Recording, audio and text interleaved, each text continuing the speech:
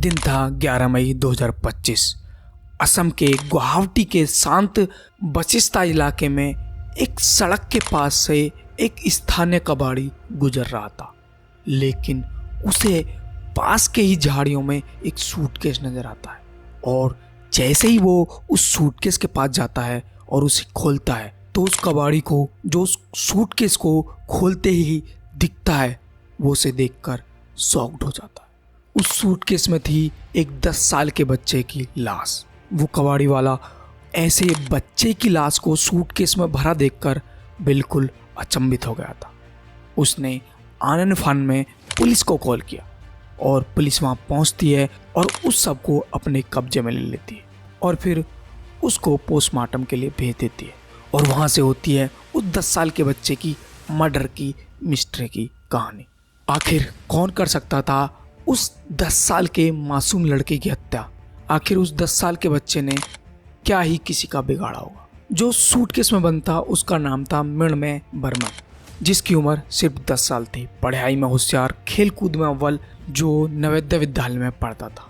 लेकिन मृण्मय की किस्मत उसके अपनों ने ही छीनी, वो भी इतनी बेरहमी से जैसे इंसानियत को ही मार दिया गया हो। 10 मई की शाम मृण्मय की मम्मी यानी कि दीपाली थाने पहुंची। थाने में रिपोर्ट दर्ज कराते हुए मृण्मय की मां ने बताया कि मृण्मय ट्यूशन के लिए निकला था लेकिन वापस नहीं लौटा।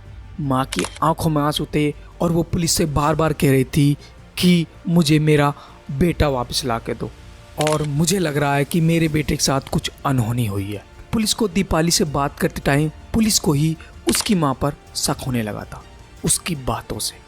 पुलिस जब रात दिन ऐसे केसेस देखती है तो उनकी बातों से ही साफ हो जाता है कि ये झूठ बोल रहा है या सही। लेकिन पुलिस के पास सबूत कुछ नहीं थे और वो मृण्मय की मां दीपाली की रिपोर्ट करने के बाद इस केस को बहुत अच्छे से इन्वेस्टिगेट करने लगती है। और इस केस को इन्वेस्टिगेट करते करते उन्हें अजीब चीजें पता चलती हैं कि मृण्मय की मां अब से 2 महीने पहले अपने पति से तलाक के लिए अर्जी दे चुकी है और वो अपने पति से अलग रहना चाहती है। और एक खास बात और पता चलती है पुलिस को कि दीपाली का अफेयर किसी शख्स से चल रहा है। तो अब पुलिस की सुई दीपाली पर और ज़्यादा गहरा गई थी।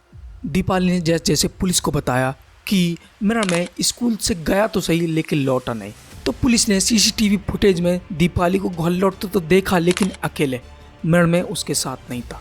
शक की सुई अब दीपाली और उसके प्रेमी जीतू मोनी हलोई पर टिक गई। पुलिस ने सबसे पहले उसके प्रेमी जीतू मोनी को उठाया और उससे अच्छे से पूछताछ की। जब जीतू मोनी पुलिस का प्रेशर झेल नहीं पाया तो उसने सारी बातें कबूल कर ली और जो कबूल की वो हैरान करने वाली थी। उसने कबूल किया कि मृण्मय की हत्या उसने की, लेकिन हैरानी की बात ये थी कि मृण्मय की माँ दीपाली ने भी इस कत्ल में उसका साथ दिया था। जीतू मोनी से पुलिस ने पूछा कि आखिर उस 10 साल के बच्चे का क्या कसूर था जो उसे तुमने इतनी बेरहमी से मारा। तो जीतू मोनी ने बताया कि वो हम दोनों के प्यार में एक दीवार बन के खड़ा था और उसे हटाना बहुत जरूरी था। जीतू मोनी ने बताया कि मृण्मय की हत्या आखिर हमने कैसे की। जब मृण्मय 10 मई की रात अपने घर लौटा, लेकिन वह नहीं जानता था उसकी मौत उसी के घर में उसका इंतजार कर रही है। मृण्मय अपने घर में एंटर करता है और जीतू मोनी उसके घर में छिपा रहता है और जीतू मोनी उस 10 साल के बच्चे को पकड़ता है, उसका गला घोटता है और दीपाली जो उसकी खुद की माँ थी उसके शव को एक सूटकेस में बंद करने में मदद करती है।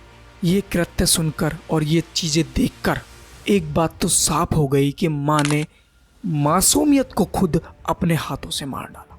उस 10 साल के बच्चे को मारने के बाद वो सबको झाड़ियों में फेंक दिया। पुलिस को वहाँ मृण्मय की किताबें, बैग और उसके शरीर के हिस्से मिले। पोस्टमार्टम रिपोर्ट में हत्या की पुष्टि की मृण्मय की मौत दम घुटने से हुई थी। मृण्मय के पिता विकास बर्मन ये सच्चाई सुनकर टूट गए। कोर्ट में पेशी के दौरान उन्होंने जीतू मोनी पर हमला कर दिया। उन्होंने कहा उसने सिर्फ मेरे बेटे को नहीं मारा, मेरा सब कुछ छीन लिया। सोचो उस बाप पर क्या बीत रही होगी जिसको उसकी ही माँ ने मरवा दिया अपनी प्रेमी के साथ मिलकर। जब इस घटना की सच्चाई सबके सामने आने लगी तो सोशल मीडिया पर जमकर हंगामा होने लगा। गुवाहाटी से लेकर पूरे देश में इस केस ने हलचल मचा दी। लोग सड़कों पर उतरे। सोशल मीडिया पर एक ही सवाल, क्या कोई माँ इतनी बेरहम हो सकती है? फिलहाल दोनों आरोपी पुलिस हिरासत में हैं और चारों ओर यह मांग उठ रही है कि फास्ट ट्रैक कोर्ट में सुनवाई हो और उन्हें सख्त से सख्त सजा मिले। मरण में चला गया, लेकिन उसकी मौत हमें जगा गई। क्या हमारे समाज में भावनाएं खत्म हो रही हैं? क्या रिश्तों की गर्माहट स्वार्थ की ठंडी दीवारों में बदल गई हैं? माँ, वो शब्द जो जीवन देता है, कभी मौत की वजह कैसे बन सकता है? तो दोस्तों, ये रियल इंसिडेंट आपको कैसा लगा हमें कमेंट में ज़रूर बताएं। तो मिलते हैं एक और ऐसी वीडियो के साथ, तब तक के लिए बाय।